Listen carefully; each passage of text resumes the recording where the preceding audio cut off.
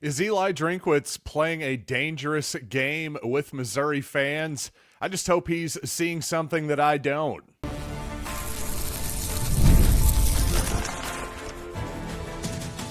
You are Locked On Mizzou, your daily podcast on the Missouri Tigers. Part of the Locked On Podcast Network, your team every day. Hey, all you true sons and daughters, I'm John Miller, your Mizzou mafioso, and the central scrutinizer of Missouri Tigers football and basketball, in quite the beefy ep of Locked On Mizzou today. Going to talk lots of hoops here as the show goes along, including, of course, this Missouri basketball team and my absolute hatred of the Players Tournament. Plus, Eli Drinkwitz dropped an F-bomb, apparently, on an OU fan. What do I think about that? Well, before we start the show quickly, I do want to remind you today's episode is brought to you by FanDuel. Right now, new customers can bet just $5, and if your bet wins, you'll get $300 in bonus bets to use across the app. So download the FanDuel app today, and yes, December 1st, the big date for those of us in Missouri. But you know what I have to say? Looking at my comments section, reading online Missouri fans and their takes about, well, not only just the Oklahoma game, but the state of the program and, well, the state of Eli Drinkwitz at the moment, I have to say this seems much more negative than you might expect. And I just think people are more negative after the Oklahoma game and the season in general, I think more than they would be if Eli Drinkwitz weren't probably flirting with other jobs at this point. And I do think he is flirting or pondering, at least, perhaps what his future looks like, whatever way you want to phrase that. And yes, that is absolutely Eli's right to do so. I don't think I've seen anybody arguing against that. But it goes much further beyond than just you have the right to do something. The point is, well, in a world and in a sport that is entirely based around emotional fandom, you can't expect all of these fans and, most importantly, the big-time donors to be rational when it comes to this stuff and just coldly analytical when it comes to coaching carousels and chases and all that kind of stuff. And maybe there indeed is some 4D chess that I'm missing here, some variables behind the scenes that this may wind up putting Missouri in a more advantageous position at the end of the day. I certainly hope so. But I think there really is an actual danger of turning people off as well. And again, most importantly, the people behind the scenes who are writing the checks. Because these people who are writing these checks, whether it's for the North End Zone, whether it's for NIL, whatever it might be, not only are you investing in Missouri, a program that you love, again, on a highly emotional level, you're putting faith into Eli Drinkwitz. And what you're not getting is a great return on a spreadsheet. There is no, like an accountant wouldn't tell you that investing in Missouri NIL, for instance, is a great investment. That's very much an emotional turn, 100%. And no matter how much I or these big money people love Missouri, if I'm putting my money into this program on a significant level, which obviously Drinkwitz and all of us want, I'm not just going to pour it into it forever if I don't at least see a return on winning. So as long as Eli Drinkwitz obviously keeps the winning going, hey, he's going to be doing just fine here. But again, there is an emotional thing here. And again, when you hit a big peak in 2013 and you've come slightly off of that the last couple years in 24 and 25, well, you're costing yourself a little bit of capital when you start flirting around or pondering your future at other positions potentially. Again, all of this matters in terms of alignment and everything else, not just with the university, but with all of the big money interests. And that's something that Eli Drinkwitz has done very well here in his relatively short time at Missouri, let's say his sixth season of Missouri football now in the Drinkwitz era. He's done a great job of, again, working himself to the very top and the perch of Mizzou football. Frankly, Eli Drinkwitz if he stays at Missouri, he can become a legend here. That's another factor to think about as well, a type of guy you could see a statue being built for someday. That seems a heck of a lot less likely at a place like Florida or LSU, where if you win a national championship there, well, you're kind of just another guy a little bit. You certainly haven't overtaken Urban Meyer or certainly Steve Spurrier, for that matter, who has not only multiple titles, but a Heisman Trophy in his trophy case as well. So, again, even more importantly than that, maybe from Drinkwitz and his family's perspective, just the future of his family, I mean, you can just keep cashing these $10 million plus checks at Missouri probably for the future, for the foreseeable future. Again, much more so, the pressure is not quite the same as it would be at a place like Florida or LSU. But again, the point here is, for as much as Drinkwitz has done a great job of climbing his way to the very top of the food chain in Columbia, when you start pondering other positions, when you start even flirting with other positions, you do leave yourself open to doubts and people souring on you a little bit. I think we're seeing a little bit of that online right now, where I think people are probably quite a bit more negative on this season and the OU loss than there otherwise would have been if there isn't all of this noise off of the field happening right now. And you know what? Frankly, a good reminder for all public figures, including myself, I suppose, that you can be filmed at all times these days. And Drinkwitz, before the game against Oklahoma, Missouri heading out with his team, not in the tunnel, but sort of an open area where the fans are, well, they're very much on top of you in Oklahoma all the time down in Norman, that's for sure. And one fan on TikTok, this was one that went a little bit viral online. One Oklahoma fan, I assume an Oklahoma fan, can be heard saying, "Coach is gone after this season. You still going to play for him?" Presumably taunting the Missouri players there. To which Drinkwitz then whipped around his head and gave a very pointed F you to that particular fan, and he didn't say F, I'll tell you that. So, I thought it was kind of funny. There was some people, very few people, I would say, but, well, one Missouri media member in particular was a little bit bent out of shape by this, but seemed like most Missouri fans didn't seem to care whatsoever. And I have to say, I was on the side there of that. I didn't mind it whatsoever, just from the idea that there are a lot of people, fans these days, who think that just because you're either anonymous behind an online profile, or maybe you're behind a wall or security in this case, like this fan was, that gives you the right to just be a complete rude human being and say whatever you want to somebody with no consequences. So, you know what? Eli firing back a little bit.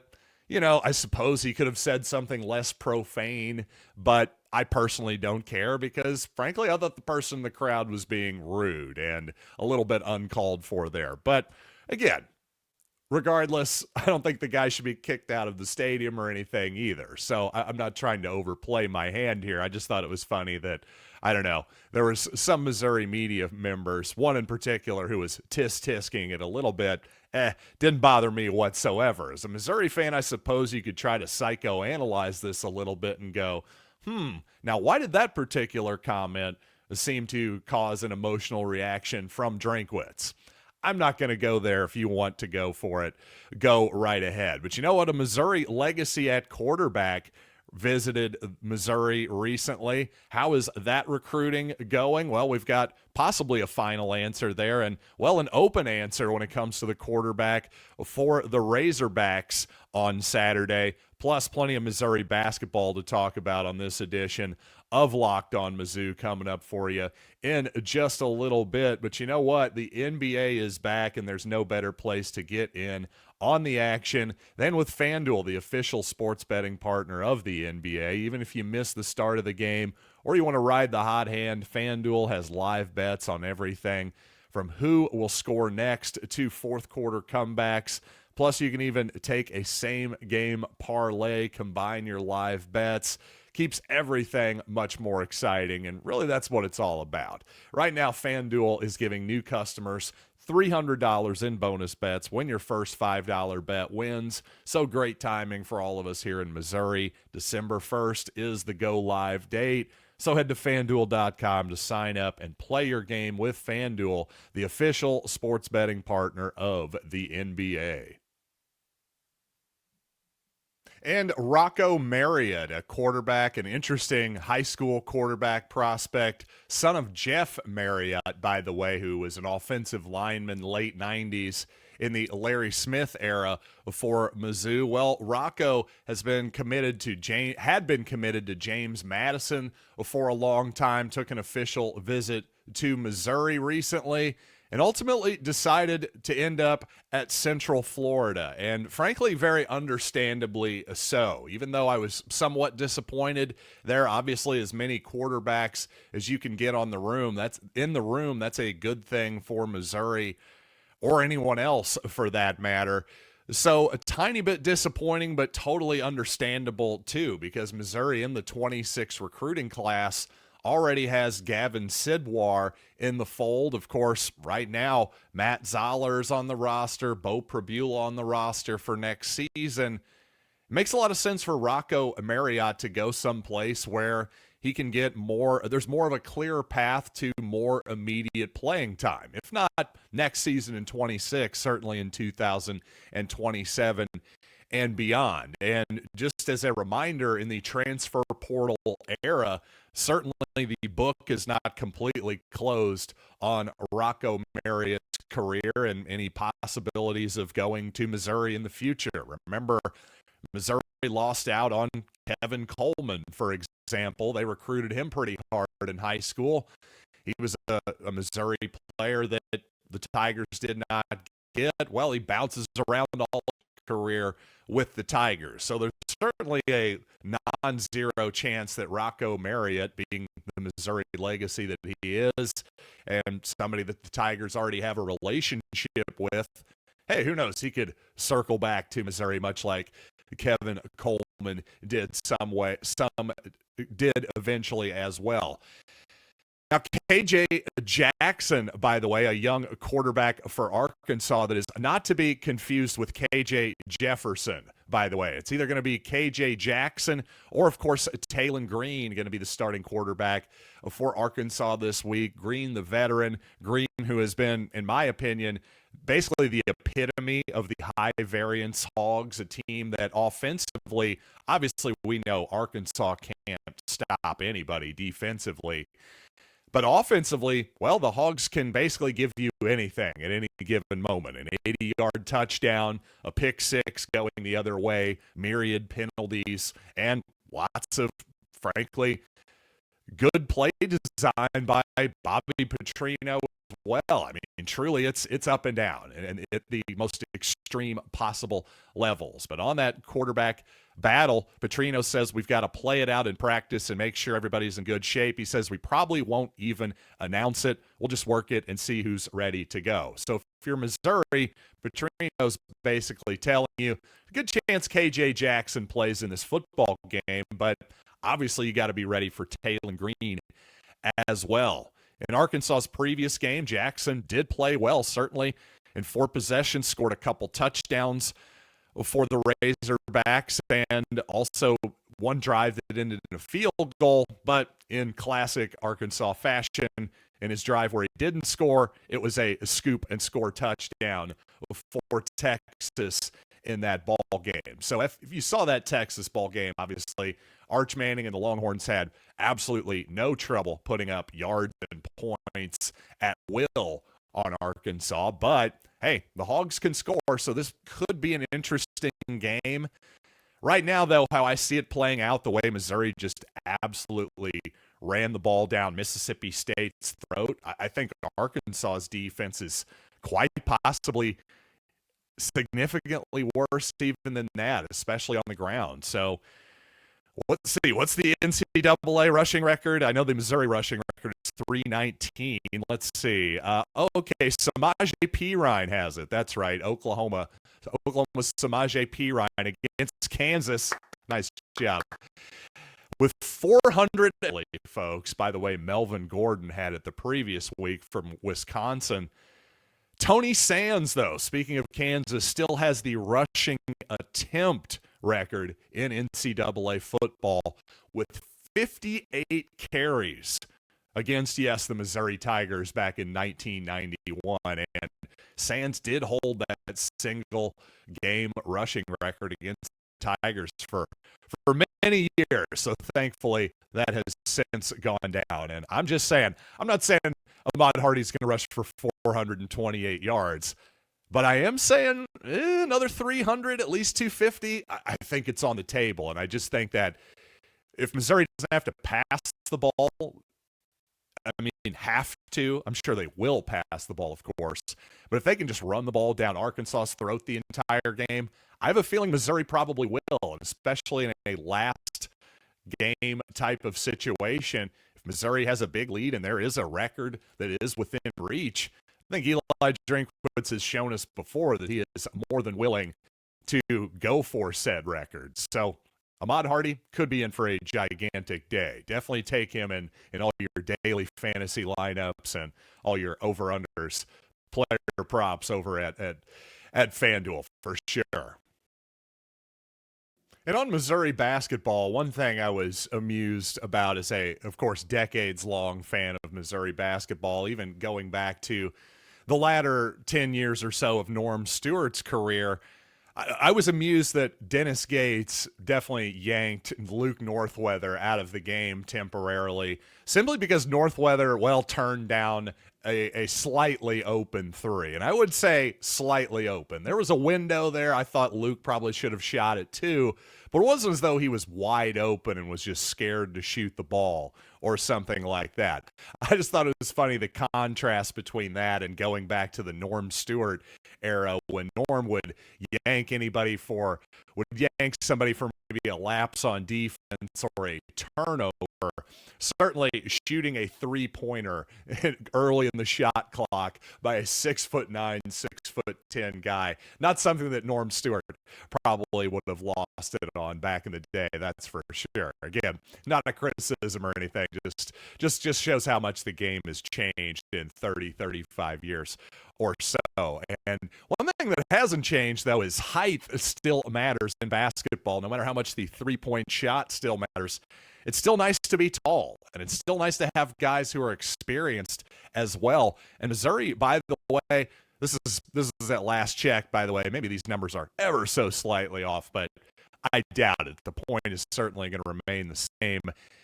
Missouri is 12th in the country out of 300, 360-plus Division I basketball teams. So 12th in the country in height and 15th in Division I experience. Now, some of that might be skewed a little bit by Trent Burns. Obviously, he isn't playing so far this season, but still, the overall point is, while Missouri may not end up being a great defensive team once again, there's really no excuse, in my opinion, for this team at least not to be serviceable on the defensive glass.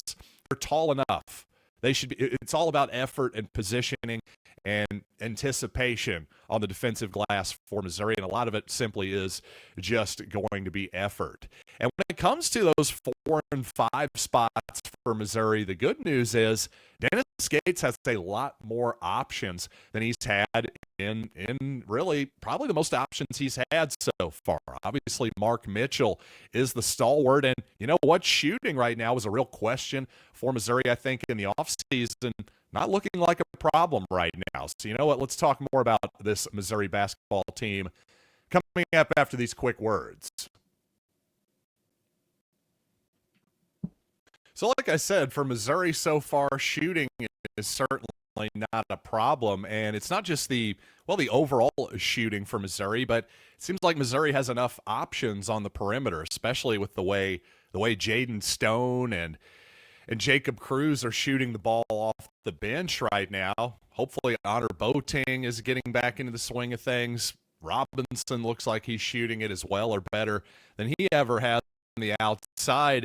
It just seems like that was a concern that has gone away right now. And the good news on that front is if you've got Mark Mitchell surrounded by a bunch of good shooting, well, when he has enough space to work, he's almost unstoppable because he's such a combination of a guy with good size, obviously, 6'9", 230 pounds is what he's listed, but also just so agile at that size as well, and such a good ball handler. And not just in the half court, but man, when he's in the fast break, obviously, Ulter is if he's drawing a lot of fouls and as if he's off from the free throw line, and occasionally he's turning the ball over a little too much.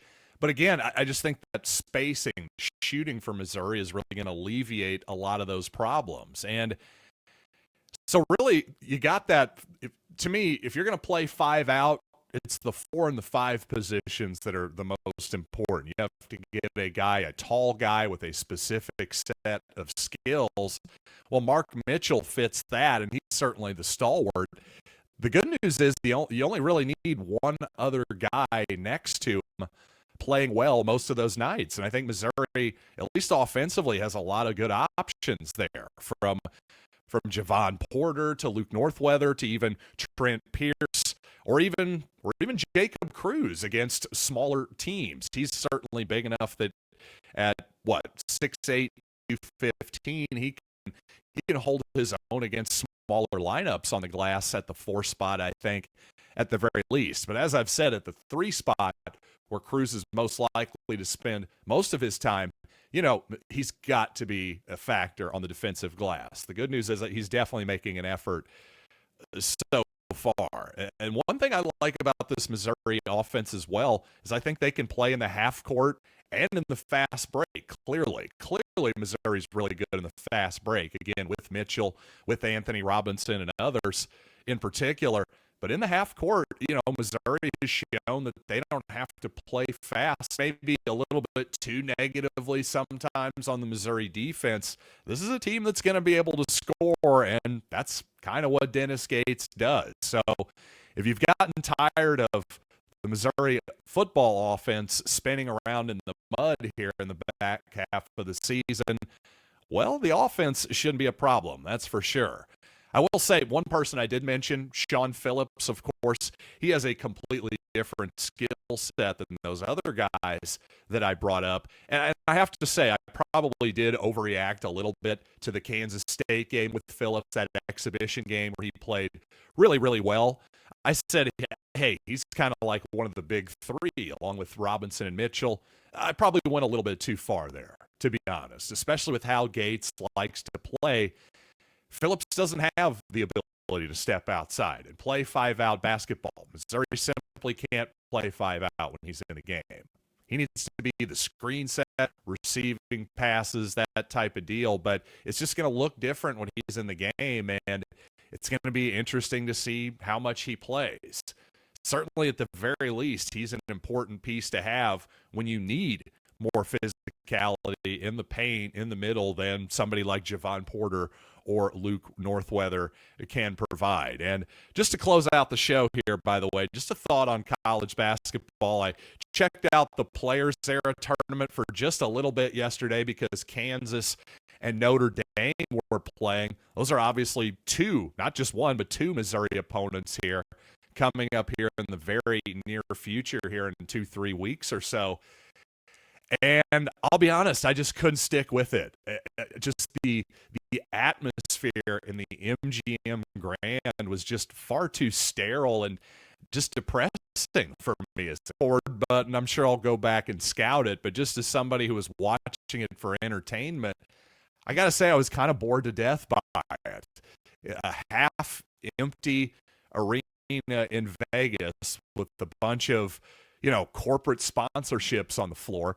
There's no students there. There's no bands. This just doesn't even feel like college basketball. Like, what are we doing here?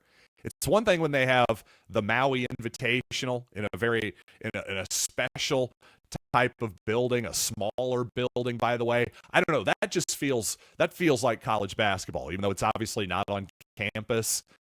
I don't know. Just moving this Players Era tournament thing. Honestly, I'm glad that people aren't attending it because I find it horrible. I really do. It's everything that I kind of dislike about college basketball right now, which is, hey, you know what makes this sport special? Just like college football, it's games on campus. Stop moving everything off campus. Listen, all right, at least we got a neutral, between Kansas City obviously makes sense for that rivalry. I'd still rather have it on campus for that game. But having Notre Dame and Kansas play in freaking Las Vegas, to what end? Other than, well, hey, some of the players are getting paid. Great, super. I'm happy for that. Can't they get paid in Lawrence or South Bend too? I just don't. I don't love the Players Era tournament, and frankly, I hope it dies. But I hope that your love for this podcast never dies, quite honestly. And thanks for making Locked On Mizzou your first listen, and thanks for making Locked On the #1 sports podcasting network out there. And until tomorrow, going to talk about Missouri, South Carolina State, obviously, and whatever pops into my mind as well. So I'll see you then, right here on Locked On Mizzou.